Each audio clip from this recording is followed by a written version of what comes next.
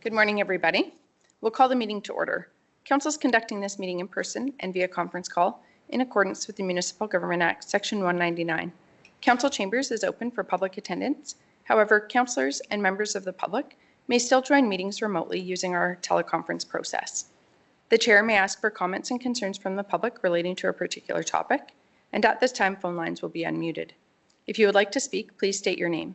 Individuals will be allotted 5 minutes to speak or 10 minutes for a group as per our procedure bylaw. If the meeting is recessed, callers will be put on hold until the meeting reconvenes, with the exception at noon, where callers will be asked to call back in. This helps with call quality. Please note this meeting is being recorded and may be uploaded to our website and/or social media. To eliminate background noise, please mute your phone during the meeting. We also ask all attendees to mute their devices to reduce disruptions to the meeting. Everyone has a right to be present at council meetings and council committee meetings. Any attendees that are considered disruptive to the progression of this meeting may be removed at the discretion of the chair as per the MGA Section 198. We thank you for your cooperation and understanding. And because we have one councillor participating remotely, we will conduct a roll call. Councillor Laprise. Present. Councillor Bigger. Here. Councillor Eichert. Present. Deputy Reeve Clausen. I'm here. Councillor Kester. Present. And Councillor Laverson. Here. We have an agenda before us. Does anybody have any changes or additions? I'll move the agenda as presented.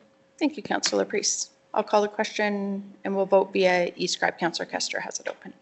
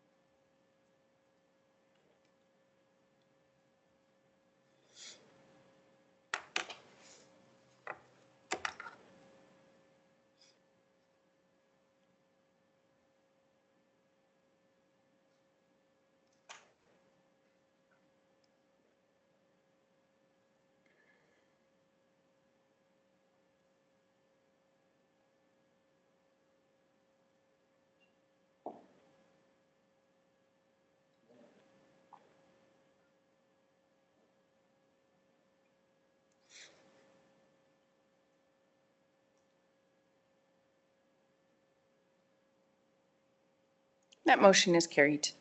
Are there any notices of motion? Hearing none, we'll move to agenda item 3.1, bylaw 2025-30, a land redesignation.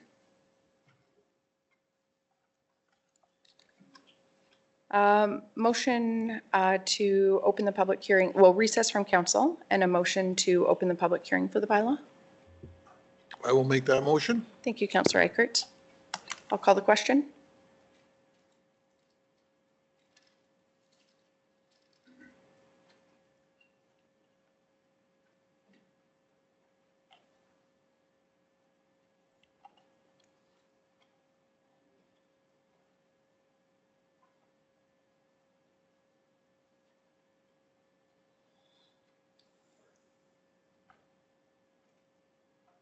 That motion is carried. So we'll call the public hearing to order. Good morning, everyone. As per Section 191 of the procedure bylaw, the public hearing will be conducted in the following order. First, we'll have a staff report by our administration.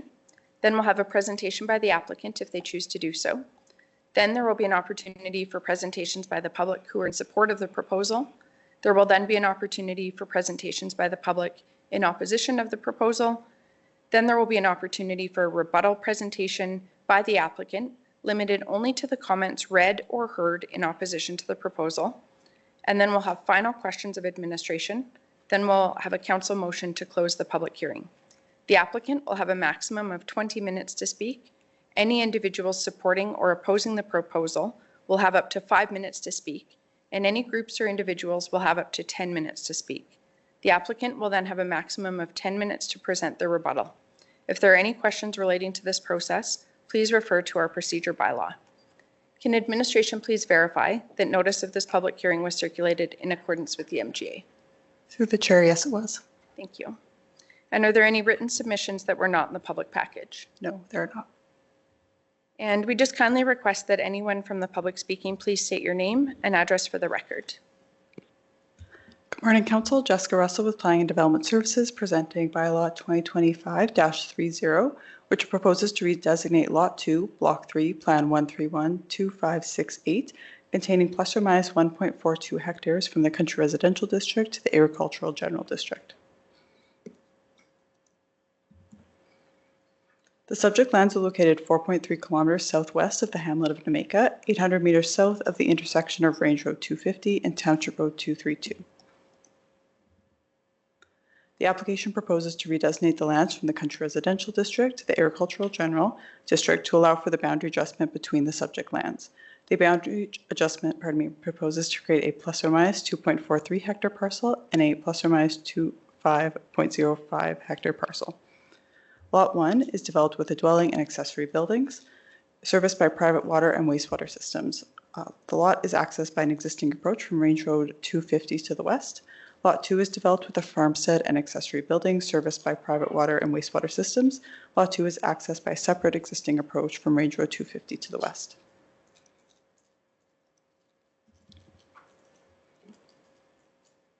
The proposal is consistent with the agricultural policies within the agricultural objectives of the Municipal Development Plan, which aim to protect and minimize the fragmentation of existing agricultural lands. Pursuant to policies 3.1.2.6 to 3.1.2.8 of the MDP, the proposal was evaluated against the criteria for subdivision in policies 3.1.2.5A to H. Policy 3.1.2.5A states that the proposed parcel shall not cause a quarter section to exceed the maximum non-agricultural area of 20 acres. The proposal exceeds the 20-acre maximum non-agricultural area of a quarter section. However, the lot configuration reflects the existing conditions of the land and minimizes the impacted agricultural areas by avoiding cultivated areas on the subject lands, consistent with policies 3.1.2.5 G to H. There are currently 6 parcels within the quarter section. The application proposes a boundary adjustment, which does not create any new titles and is therefore consistent with policy 3.1.2.8.B. The proposed parcel is consistent with the site regulations in the Agricultural General District, which is an appropriate district for the proposed parcel size and intended use of the lands. Notice of the public hearing was sent in accordance with the Municipal Government Act. No submissions from adjacent landowners were received. Administration recommends approval as per the motions provided. This concludes the presentation of bylaw 2025-30, and I'm available for any questions. Thank you. Thank you. Any questions regarding the presentation? Would the applicant like to present? We'll just ask you to come to the podium if you would like to present, and if you can just please state your name and your address. Jessica will show you where the button. Oh, she's already got it turned on. Good morning and welcome. Good morning, ladies and gentlemen of the council. My name is Martha Boyd, and my husband and I own the larger piece of property. Mr. and Mrs. Brezniak approached us and asked if we would sell a wee bit of our land to them so that they could support their horses and one animal that they have for slaughter, which is presently on our land. And we don't feel it should create a great problem because we're not accessing off the road anymore. There is no easement across there. There's no power, and there won't be. Also, Mr. and Mrs. Brezniak have approached us and said when we wish to sell, they would like to buy our property and have their sons live on that property, which is kind of a win-win for us because we're getting old and about ready to retire, and they would like to farm. Thank you very much. Hopefully this helps. Thank you for your presentation. Are there any members of the public who would like to present in support of the proposal? It's going to seem strange. I'm going to ask 3 times. That's part of our procedure bylaw. Are there any members of the public who would like to present in support of the application? I'll ask a third and final time. Do we have any members of the public who would like to present in support of the proposal? I'll now call for any presentations by the public in opposition to the proposal. I'll call a second time for any presentations by the public in opposition of the proposal. I'll call a third and final time. Are there any presentations by the public in opposition of the proposal? Because we didn't have any opposition, no rebuttal presentation is required. Are there any final questions of administration? Hearing none, a motion to close the public hearing, please. I so move. Thank you, Deputy Reeve Clausen. I'll call the question.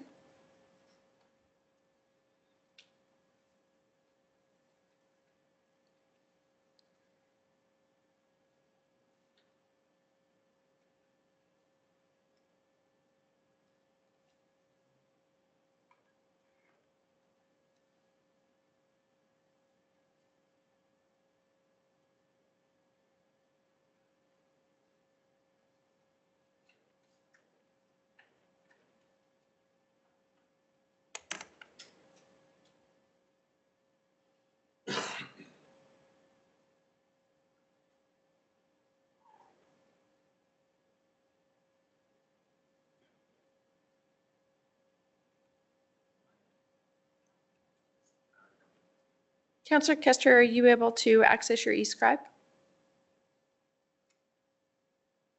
Well, it sits there and blinks at me. Oh, no, that's gone. And then it says it's got a note on there. It said it was moving to a different site. I don't have a clue. Maybe try refreshing, Councillor Kester, to see if that. Okay, I'll do that. And if you want, I'm in favor of it in the meantime. I don't know what's going on here. Just a point from administration. If Councillor Kester is having issues with eScribe, then perhaps that council could just Oh, I agree. abandon eScribe and move for just a roll call vote on matters. There's not a lot of voting today. Thank you. Sounds good. Councillor Kester, try refreshing and we'll try it for the next vote. And if it's not working, we'll move to a roll call. But we've registered your vote as in support of the motion to close the hearing. Council's wishes for first. Excellent. Sorry, Councillor Kester? I said excellent. I'm in the middle of refreshing. We'll see what happens. And Sounds I'm in great. favor. Thank you. That motion is carried. Council's wishes for first reading. I move that council moves first reading of bylaw 2025-30, this being a bylaw for the purpose of amending land use bylaw number 2016-01 to redesignate Lot 2, Block 3, Plan 1312568, containing plus or minus 1.42 hectares from County Residential District to Agriculture General District, as shown on the attached Schedule A, forming part of this bylaw. Thank you, Councillor Laprise. Any questions or discussion? I'll call the question. Councillor Kester, do you have access to eScribe now? Not yet. I'm in favor. We'll conduct a roll call vote. Thank you, Councillor Kester. Councillor Laprise? In favor. Let's go around. In favor. In favor. In favor. In favor. And we heard Councillor Kester was in In favor. favor. I'm in favor. That motion is carried. Council's wishes for second reading. I move that council with second reading of bylaw 2025-30. Any questions or discussion? Councillor Laprise? I'll call the question. Sorry. In favor. In favor. In favor. In favor. In favor. In favor. And I'm in favor as well. That motion is carried. Council's wishes for permission to hold third and final. I move that council grants permission to hold third and final reading of bylaw 2025-30. Thank you, Deputy Reeve Clausen. Any questions or discussion? I'll call the question. Councillor Laprise? In favor. In favor. In favor. In favor. In favor. In favor. And I'm in favor as well. That motion is carried unanimously. And I'll move third reading of bylaw 2025-30. Any final questions or discussion? Call the question, Councillor Laprise. In favor. In favor? In favor? In favor. In favor. In favor. And I'm in favor as well. That motion is carried. Thank you, everybody.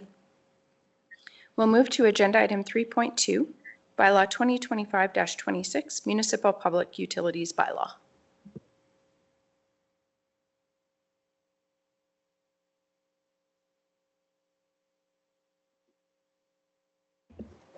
Good morning, Council. Jose Portocuervo with administration here to present bylaw 2025-26, municipal public utilities bylaw. At the August 12, 2025 regular council meeting, administration presented a review of a draft update to the county's municipal public utilities bylaw, incorporating regulatory improvements and introducing raw water utility servicing.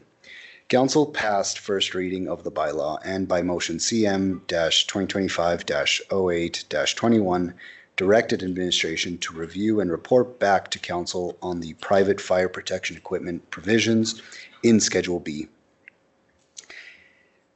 The private fire protection equipment section review. The following provides a breakdown of the private fire protection equipment section within the proposed revised bylaw. So in Schedule A, Section 30.1, this clause defines the private fire protection equipment as equipment, infrastructure, or facilities not owned by the county located on a customer's property and intended to be used to provide fire protection. While this definition does not explicitly capture both the private hydrants connected to the county's water line and private fire systems and ponds, administration recommends keeping the definition as is. Under the Safety Codes Act, the Emergency Management Act, and the county's fire services bylaw, the fire chief or delegate has broad authority to take any reasonable action to fight a fire with available resources. Making the definition more specific may unintentionally narrow the county's authority or create ambiguity where provincial legislation already provides the necessary powers for emergency response. Sections 2 to 9 in the Schedule A, Section 30, these clauses set out the processes and requirements for property owners who wish to connect private fire protection equipment to the county's potable or raw water systems. Owners must apply for approval, pay applicable fees, and may be required to construct separate service connections or meters at their own cost.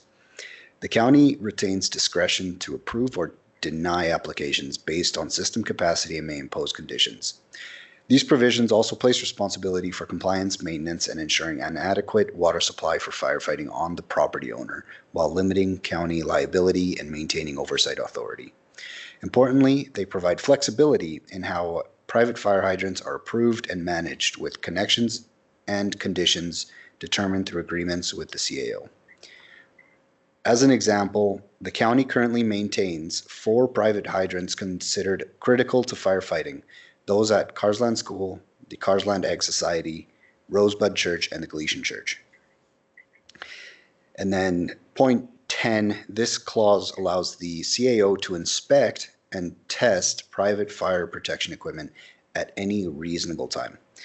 While not strictly required by statute to sit within the utility bylaw, it is a prudent best practice tool.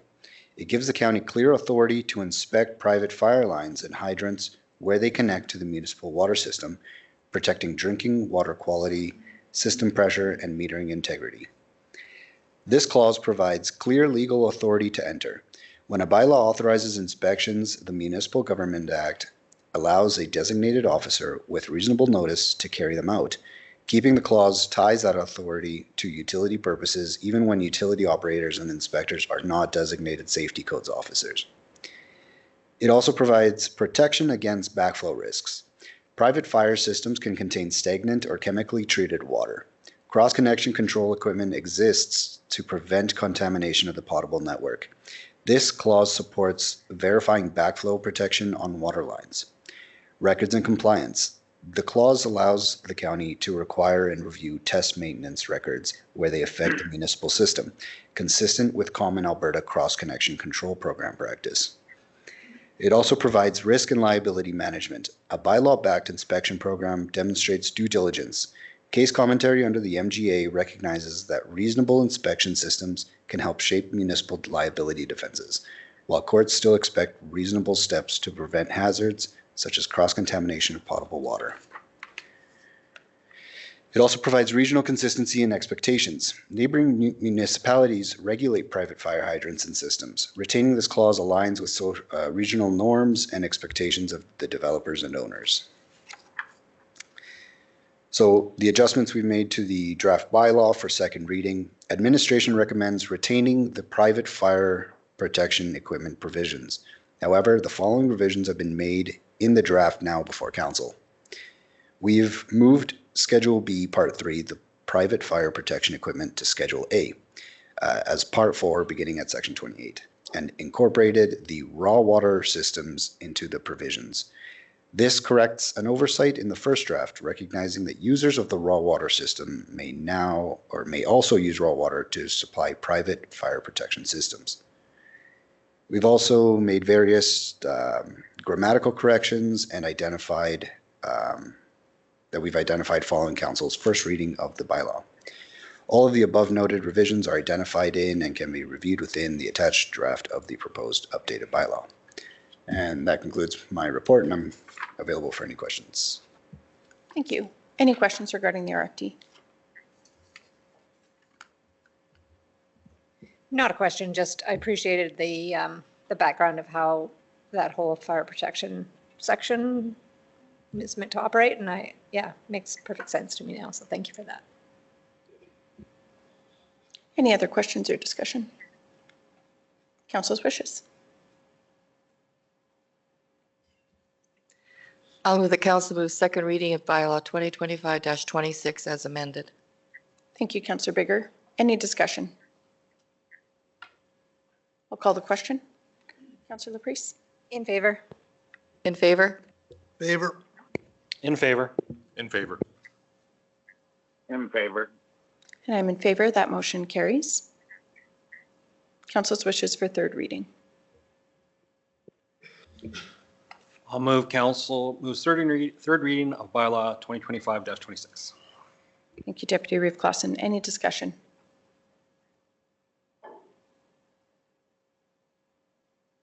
I'll call the question. I'm in favor? In favor? In favor. In favor. In favor.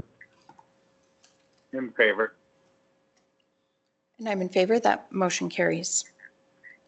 We will move to agenda item 3.3, bylaw 2025-31, master schedule of fees bylaw.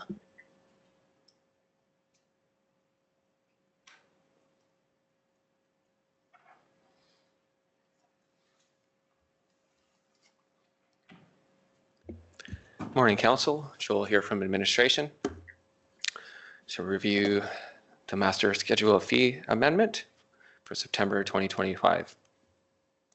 Council may recall the recent Committee of the Whole meeting on August 19th, that there was some discussion, some roundtable discussion had around potential utility rate increases.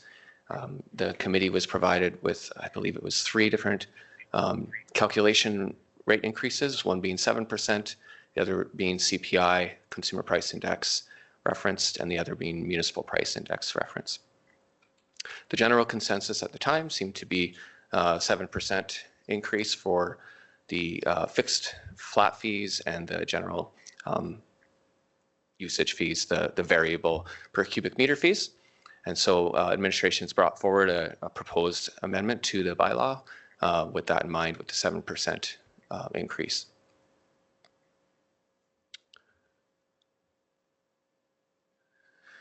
So we just provided a little bit of backup information. So a lot of this is just iterations of some prior reporting that we have already provided earlier this year, just to give some idea of the subsidization levels for each community and as a consolidated function for water and wastewater.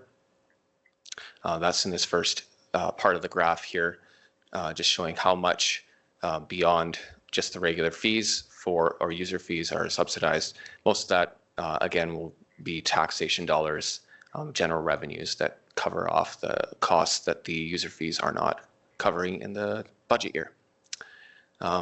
We also provided a secondary metric here.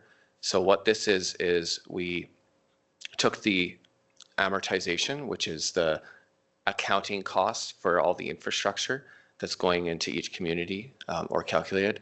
And we looked at that as a percentage of the capital levy that gets collected, just to give kind of an idea of how much is that capital levy per year versus the infrastructure degradation that's calculated. It's a very high level estimate. Again, accounting estimates for amortization are estimates. So this just gives like a very high level picture of that.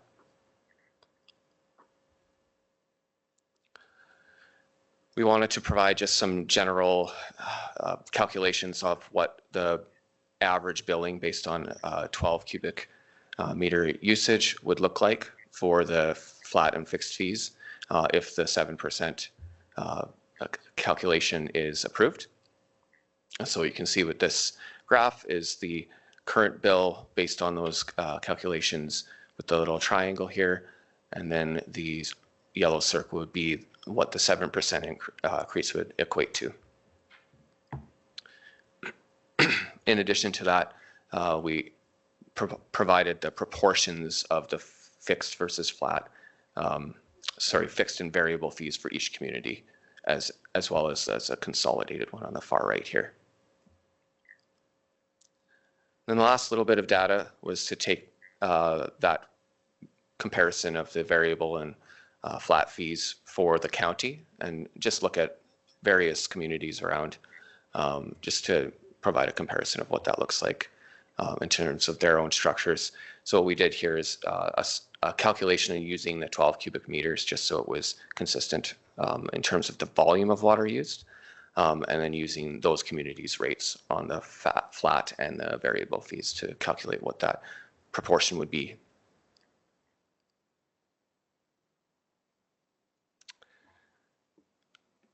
Let's go down to page 76.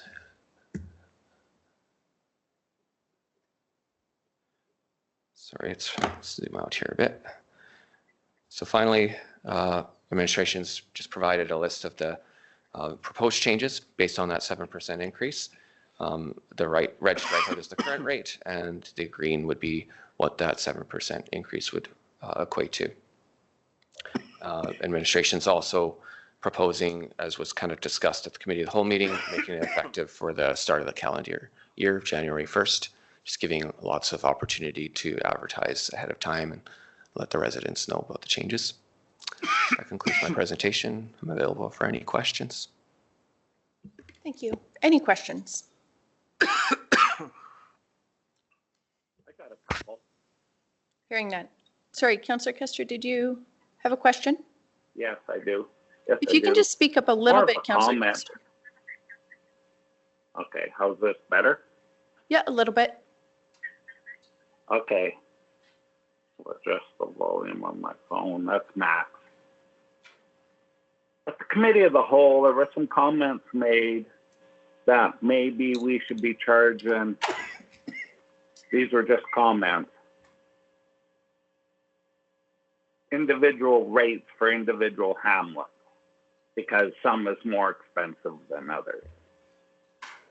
And I've been thinking on that. It's been, because everything is not the same in the county. We'll take Galician and Rosebud. They buy water, or the county buys water straight from WRC, and they have their own works that they maintain. So those two communities don't have a water treatment plant or reservoirs or pumps or anything. They just have it on the delivery distribution side of the hamlet, where you take Speargrass and Carsland and Muirfield. They have treatment plants, reservoirs, things to maintain that the other hamlets don't. And maybe, but they're all charged the same rate for infrastructure. So I know we can't change it today,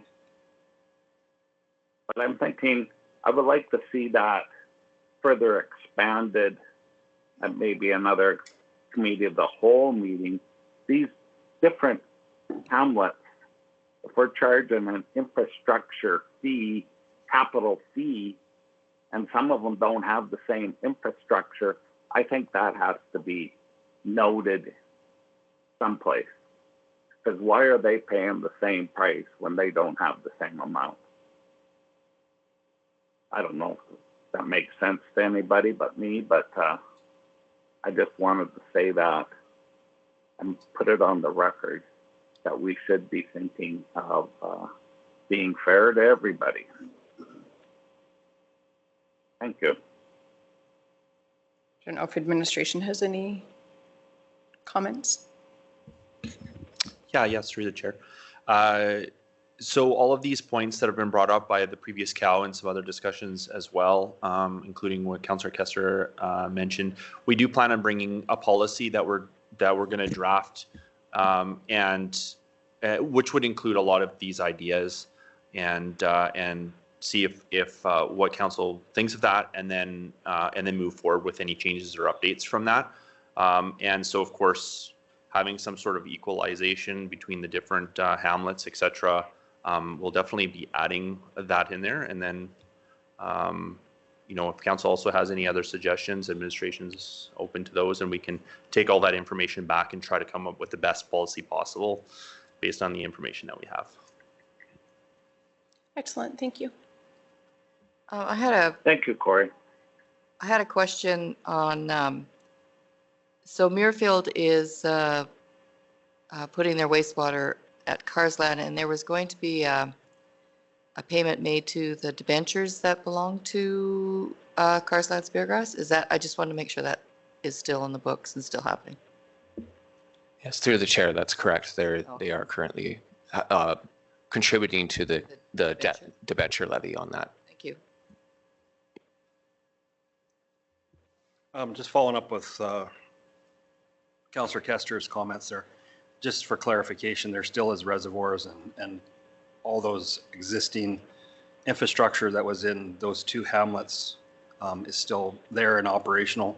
The only thing, in fact, even the buildings that were the water treatment plants are still there. Just some of that, the plant is taken offline, but there's still reservoirs, there's still distribution systems. All that stuff is just where the supply comes from. That's still there. And it's still the responsibility of the county Wheatland. Any other questions or comments? Just to clarify what Councillor Hawkins said, in Rosebud, the clear well is still there, and that's all that was ever there. There was no treatment trains there ever. They had wells. The wells have been decommissioned, and I think maybe they've been sold off. I'm not sure about that part. So they never did have a treatment train, just a clear well. And all municipalities that get water from WRC have to have a clear well, same as Muirfield and Speargrass all have clear wells too, as part of the distribution and fire protection. Any other questions or discussion? Council's wishes. I'll move that council approves first reading of the master schedule of fees bylaw 2025-31. Thank you, Councillor Laprise. Any further discussion? I'll call the question. In favor. In favor? In favor? In favor. In favor. In favor. And I'm in favor. That motion is carried. I'll move the council approve second reading of fees bylaw 2025-31. Thank you, Councillor Eichert. Any discussion? I'll call the question. In favor. Favor? In favor? In favor. In favor. In favor. And I'm in favor. That motion is carried. Council's wishes for third reading. I'll move that council grant permission to hold third and final reading of bylaw 2025-31. Thank you, Deputy Rafe Clausen. Any discussion? I'll call the question. In favor. In favor? In favor. In favor. In favor. In favor. And I'm in favor. That motion is carried unanimously. Council's wishes for third reading.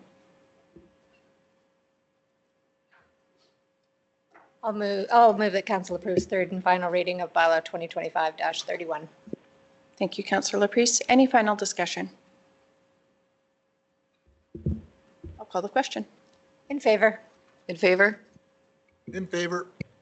In favor. In favor. In favor. And I'm in favor, and that motion is carried. We will move to agenda item 5, the consent agenda. Council's wishes.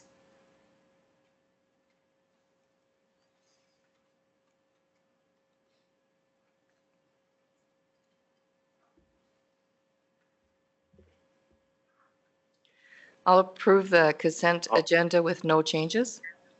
Thank you, Councillor Bigger. Any discussion? I'll call the question. In favor? In favor? In favor. In favor. In favor. In favor.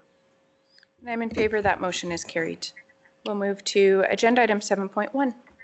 Good morning, Council. Brian from Administration. On page 130 of your agenda package is the Council Resolution Tracker for September 16th, 2025. As always, the Council Resolution Trackers is included in this report. It starts on page 133. Anything in yellow is deemed ongoing. Anything in green is deemed complete. If there's any questions about this report, please let me know. Thank you. Thank you, CAO Henderson. Any questions? Council's wishes. I'll move that council accepts. I'll move that council accepts the council resolution tracker dated September 16th, 2025 as information. Thank you, Deputy Reeve Clausen. Any discussion? I'll call the question. I'm in favor? In favor? In favor. In favor. In favor. In favor. I'm in favor. That motion is carried. That brings us to our closed session agenda item under access to information under the ATIA legislation, section 19. I forget what the A is at the end. Act, sorry. Disclosure harmful to business interests of a third party. And I will move us into closed session and call the question. In favor? In favor? In favor. In favor. In favor. In favor. And I'm in favor, and that motion is carried.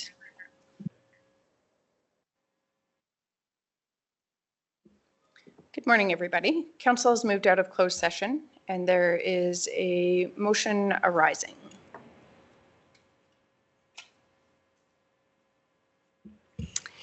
I'll move that, subject to the proposed transaction closing and for the 2026 year taxes being paid in full, or an agreement that fully addresses the 2026 taxes being entered into with the purchaser, Council approves the cancellation of municipal tax arrears in the amount of $397,801.31 relating to roll numbers 959-5000, 924-219060, 924-220130, and 924-229141, and the pro rata portion of 2025 taxes and penalties that accrued before the transaction closed in accordance with Section 347 of the Municipal Government Act.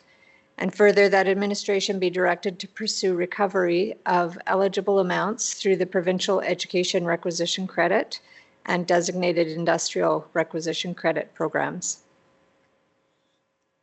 Thank you, Councillor Laprise. Any discussion? Recorded vote, please. Certainly, Councillor Kester. I guess just in terms of discussion, I'd like to say that council had thorough debate in closed session, and that this is not an ideal consideration that council even has to make in considering the resolution that, or the motion that's before us. I will emphasize that council in the past has taken the position that we would not cancel or waive unpaid taxes or penalties specifically to oil and gas companies that are operating. Unfortunately, Put this in the garden. in the legislative framework regarding Put it in the water. oil and gas taxes that are unpaid from insolvent companies, there are limited mechanisms for municipalities to utilize to collect those taxes from insolvent companies. Wheatland County Administration has leveraged some of the mechanisms, for example, the special lien that was put in place by the provincial government. Unfortunately, given the structure of oil and gas companies and their assets, it's been indicated that there are insufficient assets to cover the liabilities that would have precedence over Wheatland County, for example, environmental liabilities. And so there would be no ability for Wheatland County to recover those taxes through that special lien. And so unfortunately, this is our only avenue to recover some of the unpaid taxes through the provincial programs that were referenced in the motion, the provincial education requisition credit and the designated industrial requisition credit programs. And so this is the only way to at least recover some of that unpaid tax that we then had to, even though we don't collect those taxes, we're still legislatively required to forward the education tax portion that we collect as part of municipal property tax to the province. And so we're actually, not only have we not collected that revenue, but we're actually ourselves in a liability position because we've had to forward that education tax to the province. And the only way to access those programs is following the cancellation of those unpaid taxes. So this is a way to have the least negative financial impact on Wheatland County ratepayers. So even though my hope is that we can strengthen the legislative or advocate for the strengthening of the legislative framework at the provincial level going forward, this is a nuanced and complex discussion, particularly around mature assets. I will support the motion, and my rationale is that it has the least negative impact on our ratepayers from a financial perspective. But I too wish we were not in this position. So any other discussion? I'll call the question. For those reasons, I'm in favor. In favor. Councillor Eichert's in favor. I'm in favor. Opposed. Opposed. I'm in favor, and that motion carries with all of council in favor, with the exception of councillors Kester and Laursen, who were opposed. That brings us to the conclusion of our agenda for today, and meeting is adjourned. Thank you, everybody. Okay, goodbye.